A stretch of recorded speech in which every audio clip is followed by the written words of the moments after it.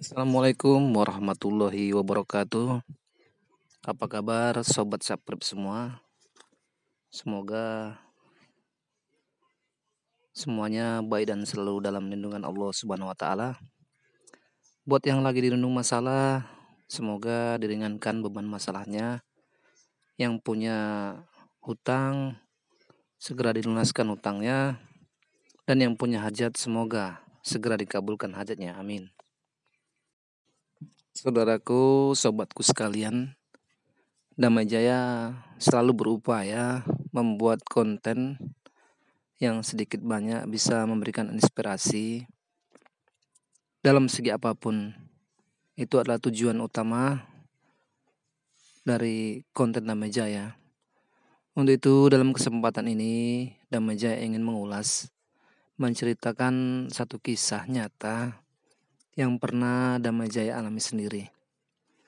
Tidak ada unsur rekayasa di dalamnya, tidak ada yang ditambah ataupun dikurang, memang apa adanya. Namun nantinya mungkin nama orang ataupun daerah tidak akan dirincikan secara detail, yaitu untuk menjaga privasi masing-masing pihak. Namun sebelum kita lanjut ke kisahnya, ada baiknya bagi yang belum subscribe, silakan subscribe. Bagi yang sudah subscribe, bisa tekan tombol like, share, dan berikan komen. Tentunya komen yang positif. Kesemuanya itu yaitu untuk demi kebaikan kita, kebaikan channel kita, untuk kedepannya menambah semangat kita untuk mengupload video-video konten yang lebih baik dan bermutu. Terima kasih. Untuk like dan subscribe itu gratis ya. Itu hanya dukungan saja untuk konten-konten yang menurut teman-teman mungkin ada manfaatnya. Dukungan Anda itu adalah penghargaan terbesar buat kami.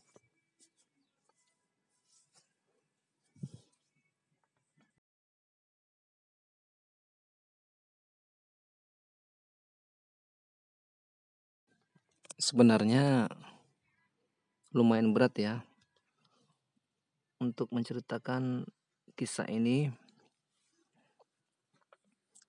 Tapi bagaimanapun juga, saya pikir jika ini saya ceritakan atau beberkan, mungkin di kemudian hari teman-teman atau saudaraku semua bisa paham dan mengerti dan tidak sampai melakukan hal-hal seperti yang sudah pernah saya alami. Kisah ini terjadi pada tahun 2017 silam. Jadi kalau sekarang tahun 2021, maka kejadiannya yaitu 4 tahun yang lalu. Bulannya saya sedikit lupa. Jadi di sini kisahnya adalah tentang uang gaib. Masalah uang, siapapun dan dimanapun tempat manusia hidup pasti berdampingan dengan masalah. Begitu juga saya pada masa itu, saya mengalami keuangan luar biasa sulit, hingga akhirnya membawa saya melakoni hal-hal yang mungkin di luar nalar dan logika. Hingga akhirnya terjadilah peristiwa itu. Diawali pada satu waktu, saya bertandang silaturahmi ke rumah teman. Panggil saja beliau dengan Bapak Surip. Ya, usianya pada masa itu sekitar 48 atau 50 tahunan begitu. Cerita punya cerita, pembicaraan kami mengarah ke hal-hal yang mistis. Sambil ngopi dan makan pisang goreng, cerita pun berlanjut. Kemudian Pak Surip ini bilang, kalau mengenai hal-hal yang mistis tersebut, yaitu mengenai penarikan benda pusaka, harta karun, dan sejenisnya, itu memang ada pakarnya. Dan Pak Surip ini mengaku dia punya teman dekat yang bisa atau mengetahui hal-hal seperti itu. Dia lanjut cerita, kalau memang mau, dia bisa mengantarkan saya untuk menjumpai orang pintar atau paranormal itu. Singkat ceritanya, di hari yang telah ditentukan, berangkatlah kami ke kediaman orang tersebut. Bukan di tempat yang sunyi, hutan atau apa, ternyata rumahnya di perkampungan juga. Cukup ramai karena di kanan kirinya juga ada rumah-rumah penduduk. Tapi pandangan saya tertegun, ternyata rumah bapak tersebut sangat besar dan halamannya cukup luas. Dan lantai 2. Kemudian Pak Surip mengetuk pintu dan memanggil yang punya rumah.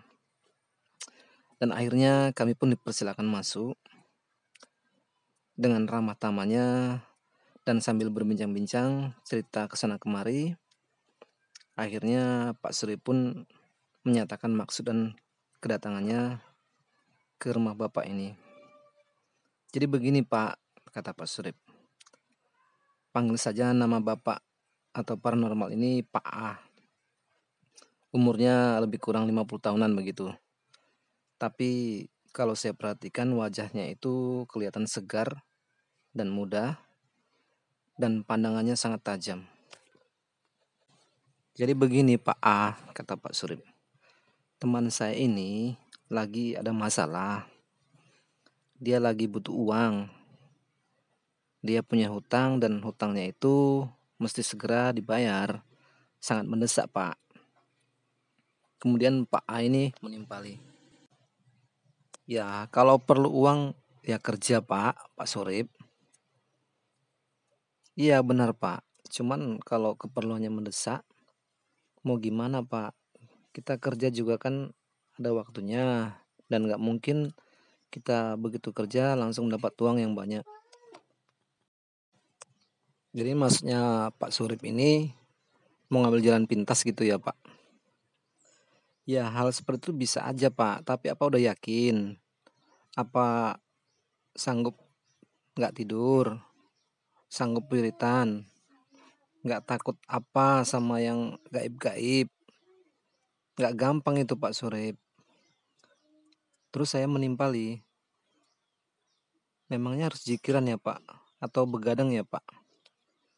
Pak A menjawab, oh iya, memang keperluannya kamu butuh berapa, hutang kamu berapa?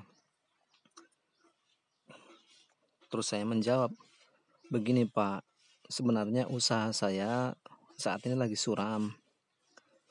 Saya juga harus membayar hutang. Yang paling tidak Pak, saya perlu uang 100 juta. Pada waktu itu Pak A ini ketawa. Lah uang segitu aja kok pening. Orang yang kemarin itu biasanya punya hutang paling sedikitnya itu 2 miliar, 3 miliar. Nah kalau 100 juta mah dikit kecil itu, kata Pak A. Pada waktu itu saya terbelalak, nggak percaya. Tapi saya terus senyum. Dalam hati saya, oh mungkin ini solusi dari doa saya selama ini. 2 miliar, 3 miliar, gampang. Apalagi 100 juta badan saya. Terus Pak A ini bilang, coba dipikir-pikir dulu. Semua itu gampang, tapi nggak segampang. Terus saya menimpali, maksudnya apa Pak? Apa ini ada hubungannya dengan nyawa atau gimana ya Pak? Pak Aman jawab, oh enggak, cuman kamu harus siap mental, lahir batin. Karena kamu nanti harus berzikir, nggak boleh tidur sampai pagi. Oh, kalau cuman zikiran Pak dan begadang, Insya Allah Pak, karena saya pikir kalau zikiran begadang semalaman nggak terlalu sulit. Karena saya juga terbiasa begadang, apalagi kalau ada tugas-tugas. Kadang menjelang pagi saya juga belum tidur. Selanjutnya Pak A ini kembali cerita. Cuman sebelum wiritannya atau ritualnya dikerjakan ya kamu harus penuhi syarat-syaratnya dahulu.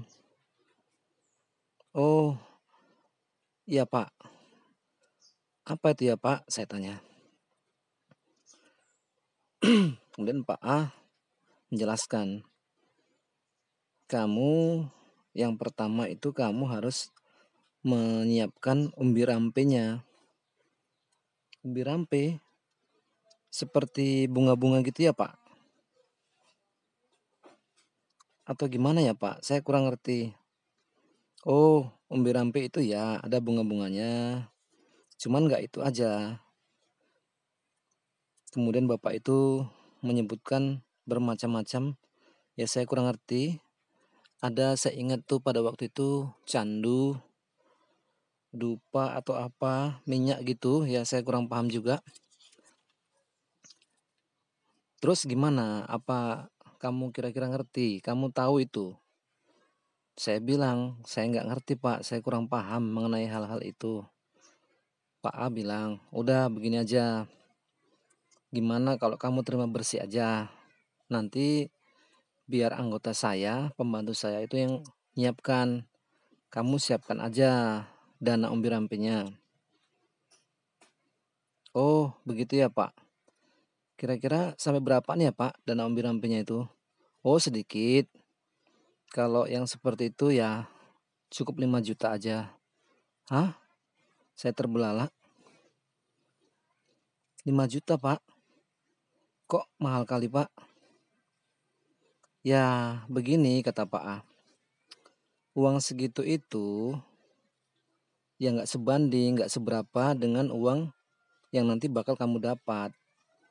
Kamu tahu, jika kamu nanti berhasil dalam merit kamu itu, kamu paling sedikit mendapat 700 juta. Apa kamu nggak mau? Kan hitung-hitungannya masih untung. Saya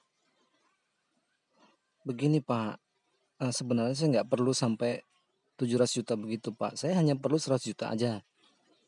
Maksudnya saya ngomong gitu ya supaya uang umbi rampi ini bisa kurang gitu maksud saya.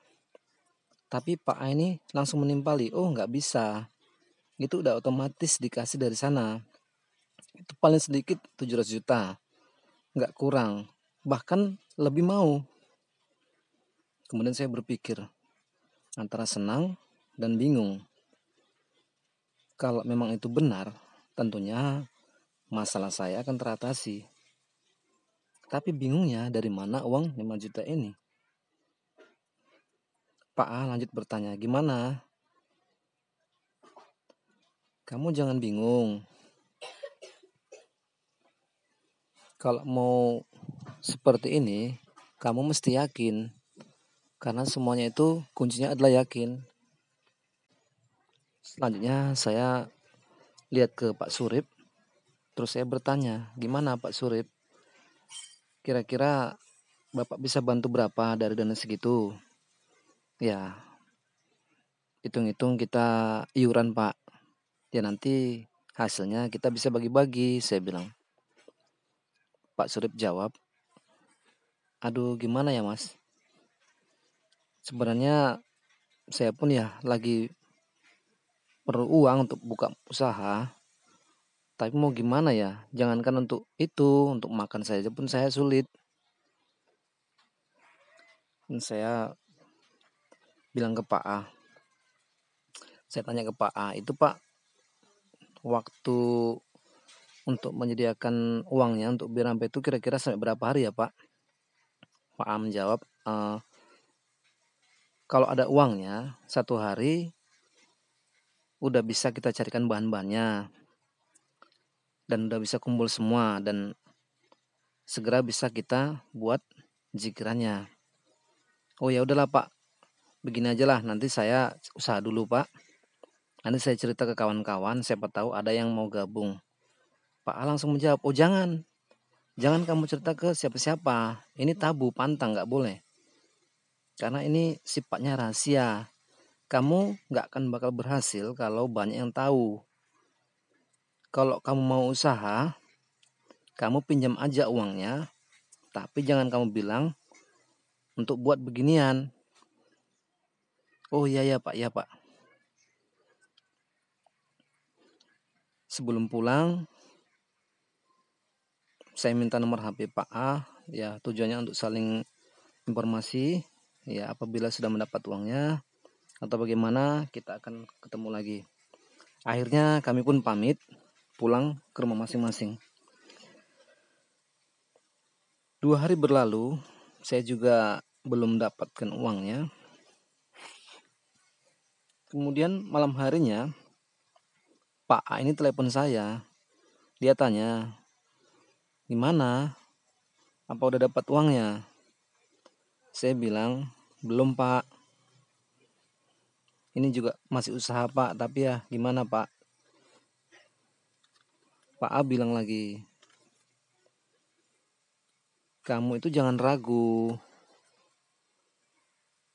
Uang 5 juta itu nggak sebanding dengan apa yang bakal kamu dapat nanti. Apa kamu nggak mau berubah? Apa nggak mau selesai masalah kamu? Pak A bilang seperti itu. Iya ya Pak, iya Pak, saya mau secepatnya selesai Pak, dan saya sedang usaha Pak. Nanti saya kabari secepatnya ya Pak. Itulah jawaban saya.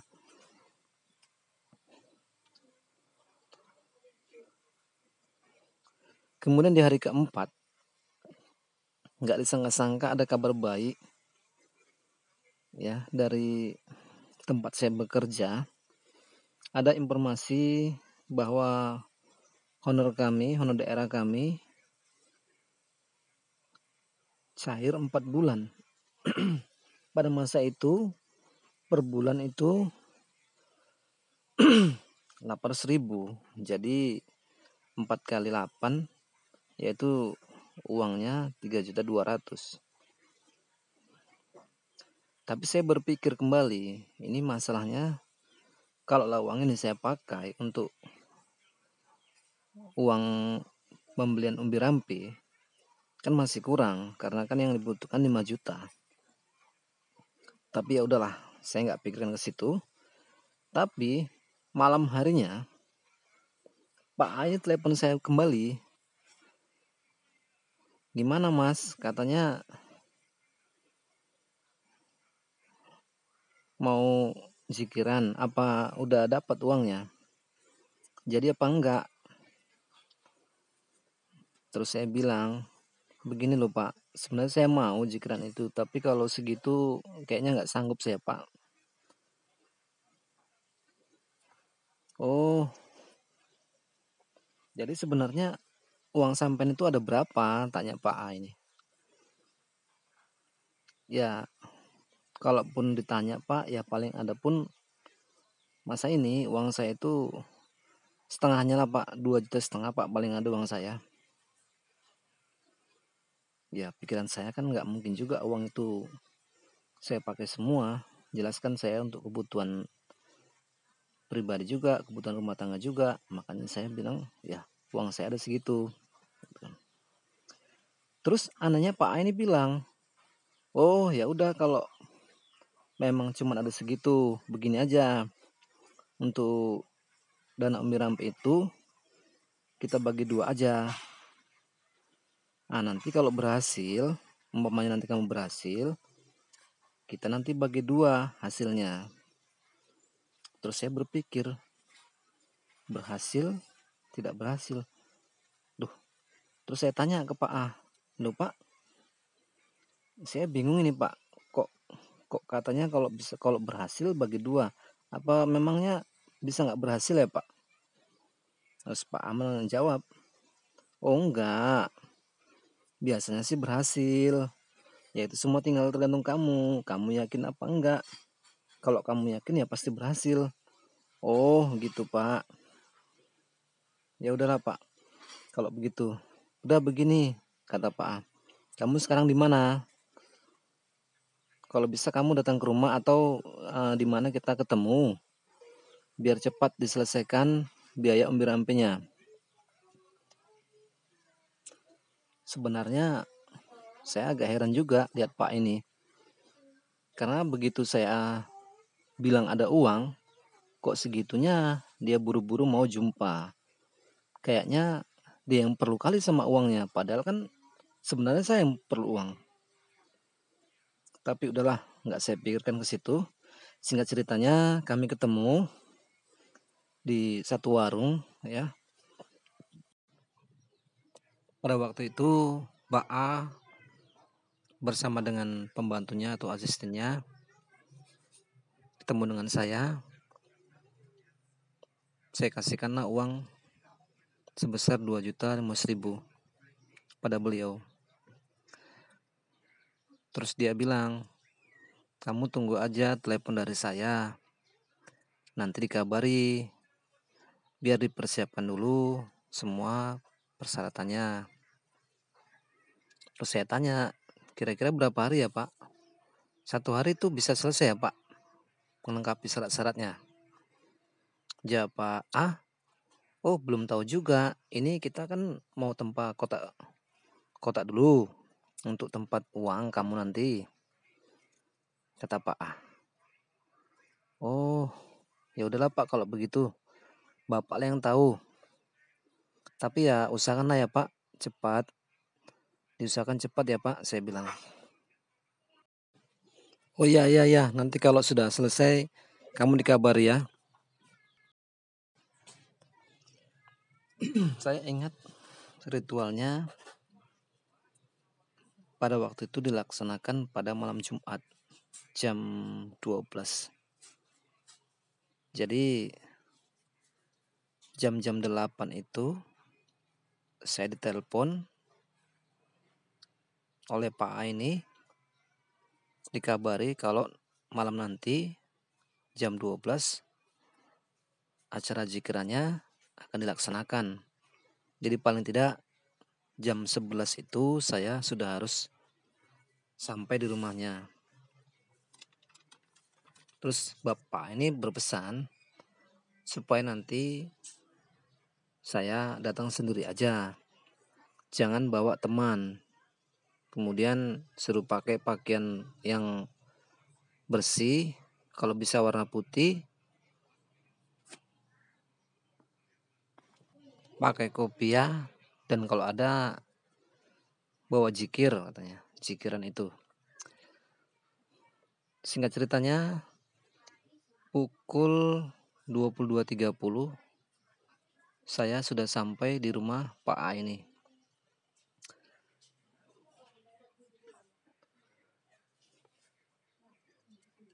Kemudian saya dipersilakan masuk oleh asisten Pak A. Sembari saya lihat dia lirik sana lirik sini. Mungkin dia lihat apa saya ajak teman atau gimana. Terus langsung saya bilang, oh mas saya sendiri aja, nggak bawa siapa-siapa. Oh ya udah kalau gitu mas, masuk mas. Bapak udah nunggu, kata asisten Pak A. Terus saya diajak masuk ke dalam di ruang depan. Di situ di sebelah sofa saya lihat ada karpet besar. Terus saya lihat ada kotak ya yang ukurannya lebih kurang setengah meter. Saya lihat ada beberapa dupa atau apa, saya lihat dupa, ada bunga-bunga. Terus dan saya lihat juga ada ember yang berisi air yang dalamnya ada bunga-bunga. Terus Pak Ani tanya kepada saya, jadi gimana mas, apa sampai udah siap? Apa kira-kira sampai udah yakin mau zikiran? Insya Allah Pak, saya bilang. Sampean tahu Allah itu maha kaya. Kalau dia mau, gunung itu bisa dibuatnya menjadi emas. Kalau dia mau, ruangan ini bisa penuh dengan uang. Kamu lihat kotak ini. Kemudian bapak itu memegang kotak di depan saya. Terus dia membukanya. Kamu lihat kotak ini. Kalau Allah berkehendak, maka kotak ini akan berisi penuh dengan uang. Iya Pak, saya bilang. Saya yakin. Allah itu tinggal kun payakun. Jadi maka jadilah. Itulah wejangan yang saya ingat dari Bapak A ini, yang sampai sekarang masih terngiang-ngiang di telinga saya.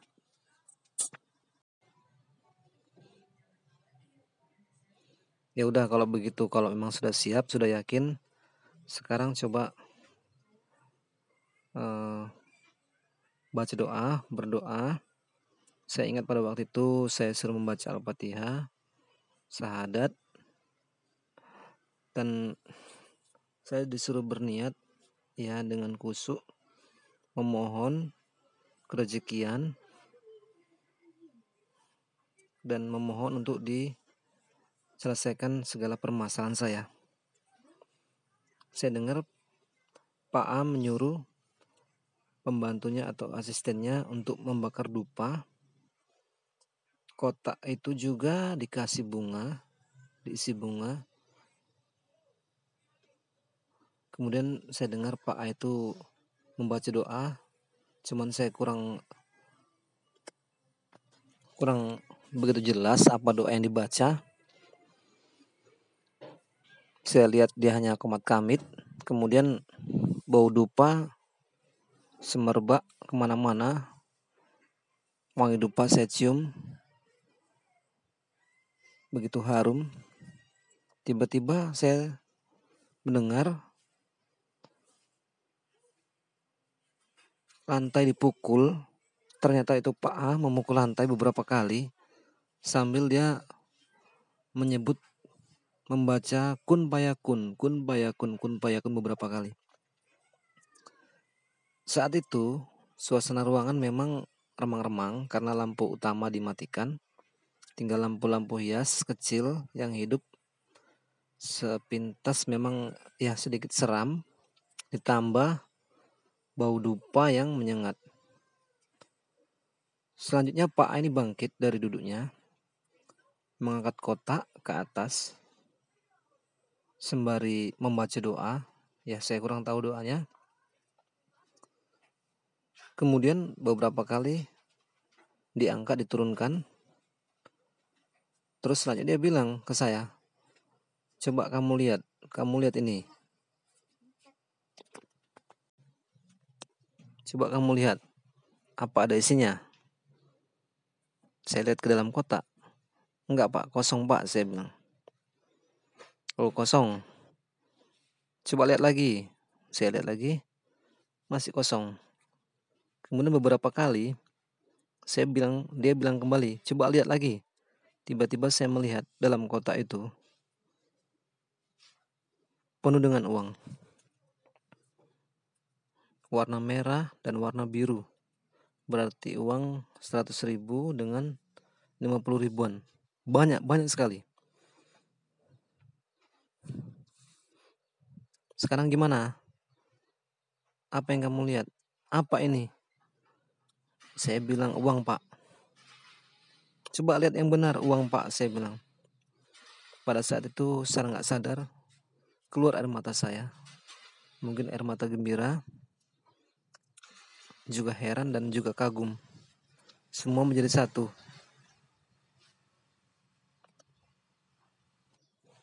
Lalu Pak A mengambil segepok uang dari dalam kotak itu.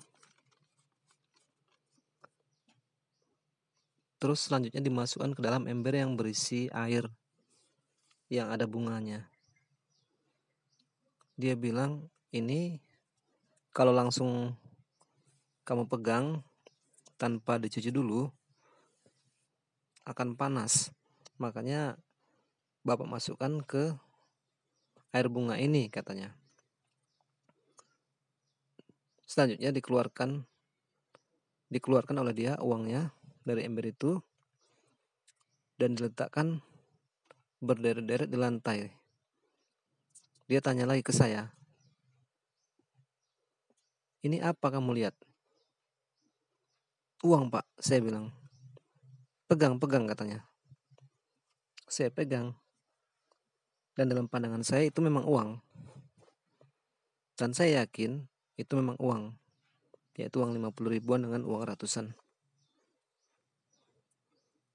Pak tanya, "Kamu tahu berapa total uang yang di kota ini semuanya?" "Enggak, Pak," saya bilang. Dalam munajat saya tadi, dalam doa saya tadi, kata Pak A, saya diberi petunjuk bahwa dalam kota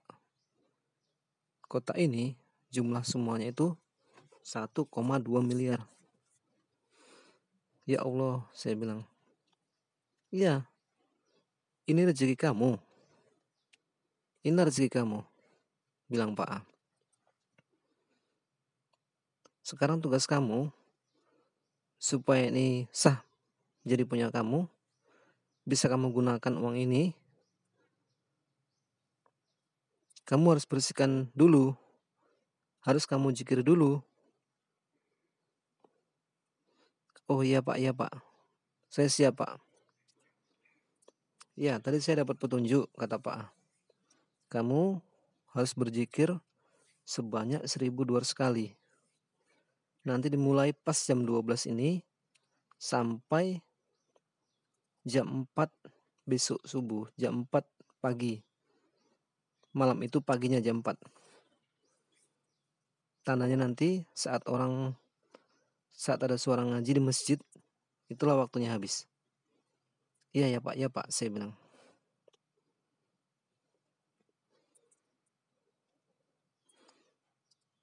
"Jadi, zikir yang kamu baca nanti seperti ini," katanya.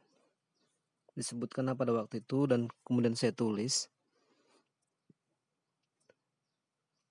Seingat saya itu doanya seperti ini, zikirnya seperti ini. Berkah lahulaka pir alaika wa malaikata kabiro. Ya, berkah lahulaka pir alaika wa malaikata kabiro.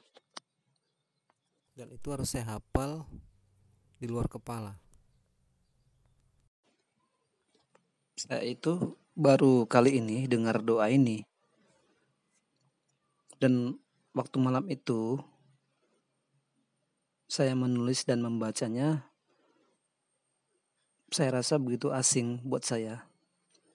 Saya tanya ke Pak A, "Pak, apa ini nggak bisa, maksudnya kita bacanya pakai tulisan ini Pak, pakai pakai teks ini Pak, maksudnya nggak luar kepala," saya bilang. Pak A bilang, "Lah kan kamu nanti zikirnya di ruang sholat itu, lampu harus dimatikan, apa kamu bisa baca di gelap-gelap itu?" Ya kan memang nggak mungkin kita baca di tempat gelap, nggak akan nampak tulisannya. Udah sekarang kamu hafal aja doa itu, kan nggak panjang-panjang amat. "Oh iyalah Pak, kalau begitu saya usahakan hafal ini." Tapi sebenarnya dari awal saya datang sampai di pertengahan malam itu, kayaknya pikiran saya itu nggak bisa fokus. Ya saya nggak tahu apa karena baru lihat uang yang segitu banyak atau karena hal lain, saya juga kurang ngerti. Memang seumur-umur belum pernah saya lihat langsung uang yang begitu banyak seperti itu. Waktu itu ada sekitar 10 menit saya baca-baca dan menghafalkan doa itu, sampailah ke jam 12 ya, 00 WIB. Terus Pak A itu bilang ke saya untuk bersiap-siap. Sebelumnya saya disuruh berwudu dulu. Nah, dan selanjutnya saya dipersilakan masuk ke ruang sholat untuk segera melakukan zikiran. Sebelumnya Pak A berpesan kepada saya yang membuat bulu kuduk saya merinding. Pak A bilang, nanti waktu kamu berzikir, jika ada apapun yang mengganggu kamu, jangan kamu pedulikan. Seperti apa itu Pak? Saya tanya. Ya, macam-macam, kata Pak A. Mungkin ada pocong, atau kunti, atau bisa suara-suara atau apa aja, binatang, ular atau apa. Dan jangan pernah kamu pedulikan. Fokus aja sama zikiran kamu. Ingat harus cukup sebanyak 1200 kali. Jadi Pak, gimana kalau sampai lupa jumlahnya? Oh ya, Pak A kemudian menyuruh anggotanya untuk mengambil lidi. Kemudian lidi itu dipotong-potong menjadi 12 bagian. Ya, panjangnya lebih kurang 3 cm. Kemudian Pak A bilang, ini kalau kamu berzikir nanti udah mendapat 100 kali, maka kamu letakkan lidi ini di sebelah tangan kiri kamu. Terus selanjutnya sampai habis yang ada di sebelah kanan kamu. Sehingga totalnya 1200 kali atau 1200. Akhirnya zikir pun dimulai. Saya awali dengan mengucapkan Bismillahirrahmanirrahim. Lanjut ke doa zikir. Oh ya, waktu itu kotak yang berisi uang yang ada di ruang depan tadi dibawa ke ruang sholat tersebut. Jadi saya duduk tepat di belakang kotak tersebut. Dan saya disuruh fokus baca zikir sambil melihat kotak yang ada depan saya. Dan kotak itu sebelumnya sudah ditutupi dengan kain. Awalnya itu saya rasakan masih biasa aja. Tapi sekitar 15 atau 20 menitan berlalu, saya mulai merasakan perbedaan. Mulai hening dan sepi. Bahkan awalnya ada suara-suara jangkrik atau binatang malam lainnya itu tiba-tiba suaranya hilang, hening, dan benar-benar sepi. Selanjutnya saya merasakan tengguk saya merinding. Kepala saya serasa besar. Dan saya merasa ada yang memperhatikan saya dari samping sebelah kanan. Kalau pintu masuknya itu kan dari sebelah kiri. Sementara yang saya rasakan ini dari sebelah kanan ada yang seperti memperhatikan saya. Saya nggak berani lihat nih, saya nggak berani noleh. Karena pesan dari Pak A ini sebelum zikiran, dia bilang jika saya berani mau lihat ke atas, ke samping atau ke bawah, atau kemanapun, andai kamu berani lihat, ya nggak apa-apa, dilihat aja. Tapi kalau kamu nggak berani, jangan coba-coba kamu lihat, karena nanti bisa mengganggu konsentrasi kamu. Itulah penjelasan dari Pak A. Saya ingat itu, sehingga saya hanya fokus memandang kotak yang ada di depan saya sambil membaca zikir. Entah berapa lama hal itu berlangsung, cukup lama saya rasakan. Kemudian saya merasakan hening kembali, dan saya juga merasakan sepertinya yang memperhatikan saya itu sudah tidak ada lagi perasaan saya. Namun gak lama dari itu, pelan-pelan saya merasakan seperti ada yang mengipas-ngipas di belakang saya. Seperti ada yang mengipas dengan lembut desirannya saya rasakan. Anginnya menerpa tengkuk saya.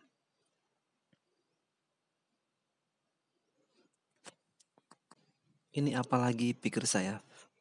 Tadi di samping, sekarang di belakang. Kembali saya merinding saat itu. Bermacam-macam pikiran saya. Dan serasanya jika saya tidak fokus. Dan saya rasa saya lupa-lupa dalam doa saya itu. Hal seperti itu juga berlangsung cukup lama. Saya tidak tahu. Tapi dalam ketakutan saya itu, saya paksakan untuk tetap bertahan walau apapun yang terjadi. Saya harus berhasil, saya pikir ini semua cobaan dan ini tidak nyata. Kemudian saya coba untuk rileks. Saya tarik napas dalam-dalam dari hidung, kemudian saya tahan dan saya lepaskan dari mulut. Terus saya lakukan beberapa saat. Saya lakukan sampai saya rasakan tubuh saya sedikit rileks. Saya lanjutkan lagi zikir saya yang sempat tertunda karena rasa takut yang sangat luar biasa tadi. Satu demi satu lidi yang dari sebelah kanan saya berpindah ke sebelah kiri.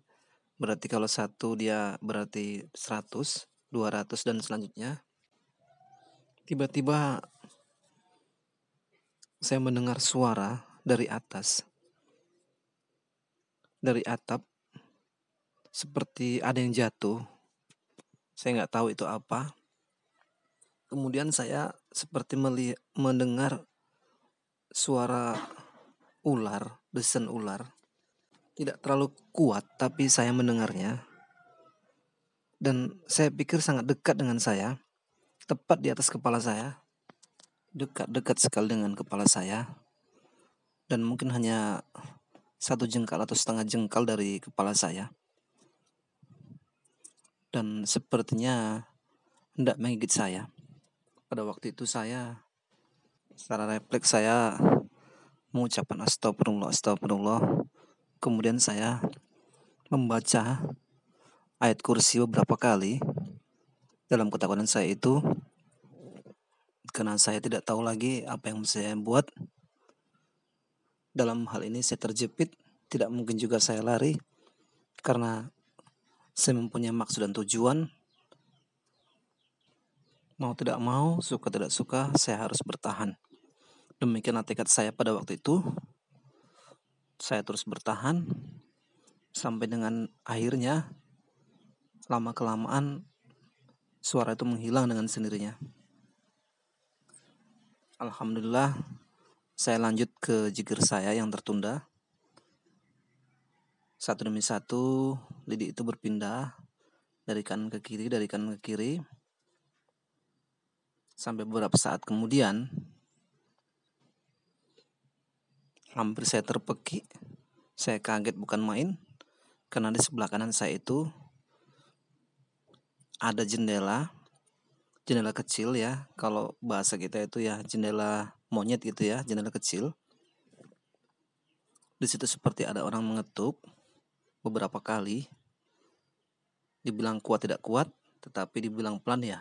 Saya dengar suara ketukannya beberapa kali. Kemudian saya mendengar suara yang besar, berat, napasnya berat, seperti menggaung. Dan sepertinya dia punya kuku atau tangan yang panjang, kuku yang panjang, sambil menggaruk-garuk jendela itu. Gerak-geruk, gerak-geruk. Pada waktu itu jantung saya seperti mau copot.